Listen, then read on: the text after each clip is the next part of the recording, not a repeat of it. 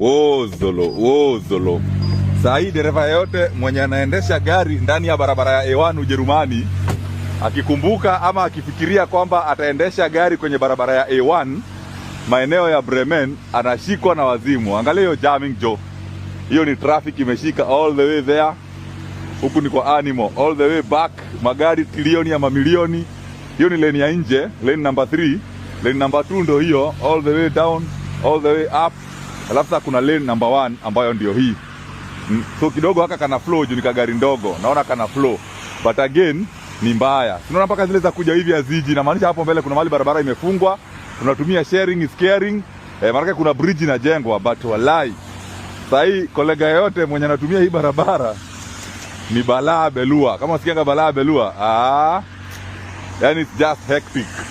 Like hakuna dereva ataniambia na enjoy kutumia hii barabara ya A1 maeneo ya Bremen, especially kama unatoka upande wa Uholanzi kuelekea Scandinavia, either Denmark ama Sweden. Ni yorimo. Ni kutupa, negote, it is to the road. Mambo gani haya, kazi gani? Nero leko tora aruta goho. Anyway, tukiugia tena tutirakiri hona madhaa. Wacha tako imalizie muda wake hapa. Tutaenda kuprint makaratasi tuseme vile tuliudhika.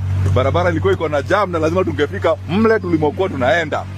Hapo inabidi una print karatasi hapa hivi unaandika all the reasons as to why imebidi uchelewe todo warede wewe kati. Acha kwanza tukule ndizi juu hii ndizi ya dressing hata naona ndio inafanya hata hasira inapanda.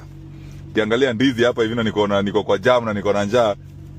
I'm feeling the diagonal, the parameters of the consequences of the banana is making me phenomenal. Bismillah. Tunasema kama wanaume akulagi ndizi venye nyinyi mnakulanga. Huwezi panulia ndizi mdomo, une kugao oru.